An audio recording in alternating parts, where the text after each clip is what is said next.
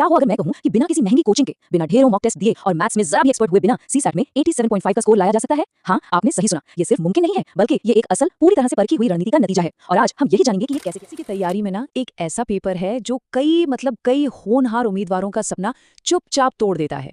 जी, हम बात कर रहे हैं सीसैट की। आज हम इसी साइलेंट किलर को क्रैक करने की एक ऐसी जबरदस्त रणनीति पर बात करेंगे जिससे मैथ्स में कमजोर छात्र भी इसे बड़े आराम से पार कर सकते हैं।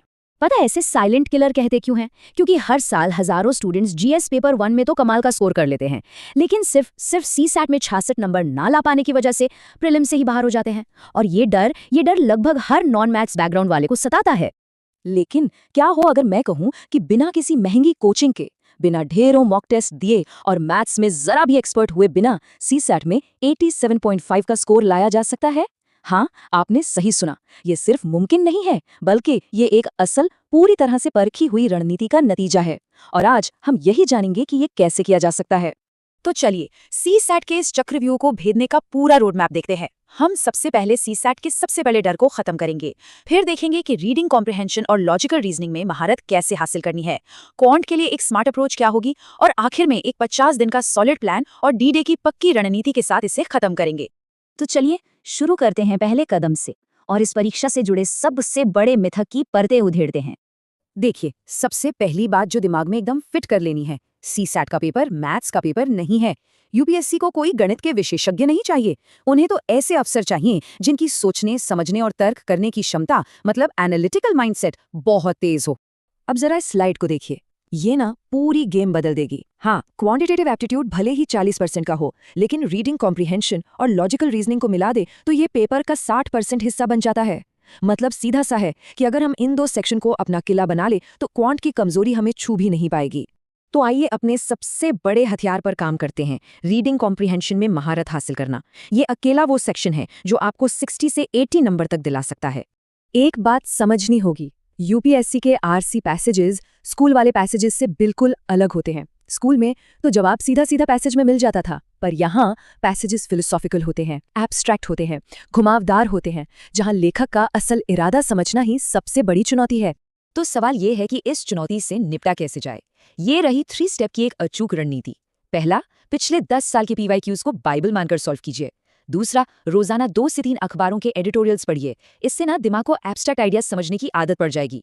और तीसरा, कम से कम 5 साल के पीवाईक्यूज के वीडियो सोल्यूशन जरूर देखिए, इससे आपको टॉपर्स की सोच पकड़ में आएगी। और एग्जाम हॉल के लिए ये 3 सुनहरे नियम याद रखिए। पैसेज के बाहर से कुछ भी नहीं सोचना है। अगर पैसेज बहुत लंबा लगे तो पहले सवाल पढ़ लो, और ऑल, नन, ओनली जैसे एक्सट्रीम शब्दों वाले ऑप्शन को तो सबसे पहले ही हटा दो। आरसी के बाद अब आते हैं अपनी रणनीति के दूसरे स्तंभ पर, लॉजिकल रीजनिंग। और यहाँ का सिर्फ एक मूल मंत्र है, रफ्तार नहीं, सटीकता। Accuracy is everything. Logical reasoning से आपको 15 से 20 सवाल मिलते हैं, मतलब सीधे सीधे 35 से 50 नंबर। और ये वो नंबर है जो आपकी नैया पार लगा सकते हैं। बस शर्त यह है कि आप यहाँ गलती ना करें। इसकी रणनीति भी बहुत सीधी और सरल है। फिर से 10 साल के पीवाईक्यू सॉल्व कीजिए, यूट्यूब पर उनके वीडियो सोल्यूशन से शॉर्टकट सीखिए। और सबसे जरूरी बात, ज्यादा सवाल करने के लालच में बिल्कुल मत पड़िए। लक्ष्य ये होना चाहिए कि जितने भी सवाल करें वो 100% सही हों। अब बात करते हैं उस सेक्शन की जिसका नाम सुनते ही कई लोगों के पसीने छूट जाते हैं, क्वांट। देखिए, हमारा नजरिया है इसे छोड़ना नहीं है, इस पर चतुराई से सिलेक्टिवली जीत हासिल करनी है। हमें हार्ड वर्क नहीं, स्मार्ट वर्क करना है। ये चार्ट साफ साफ बता रहा है कि अकेले नंबर सिस्टम से ही 15 से 25 सवाल आ सकते हैं। तो हमें अपनी सारी की सारी एनर्जी बस नंबर सिस्टम्स और डेटा सफिशिएंसी जैसे हाई यील्ड टॉपिक्स पर लगानी है। और जो स्टूडेंट्स मैथ्स से डरते हैं उनके लिए ये सबसे बड़ी राहत की बात है। सुनिए, परम्यूटेशंस, कॉम्बिनेशंस, प्रोबेबिलिटी जैसे मुश्किल टॉपिक्स को पूरी तरह से छोड़ देना बिल्कुल ठीक है। इनसे डरकर अपना आत्मविश्वास कम करने की कोई जरूरत नहीं है। ठीक है, स्ट्रैटेजी तो बन गई, पर उसे अमल में कैसे लाएं? अब देखते हैं 50 दिन का एक मास्टर प्लान, आपका रोज का एक स्टडी ब्लूप्रिंट।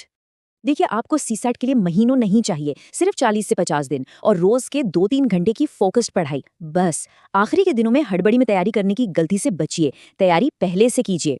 और अब सबसे अहम हिस्सा, डी-डे, यानी परीक्षा के दिन उन 2 घंटों में पेपर को कैसे संभालना है। ये रहा आपका एग्जाम हॉल का फाइनल ब्लूप्रिंट। पेपर को हल करने का क्रम, आपका सीक्वेंस बहुत मायने रखता है।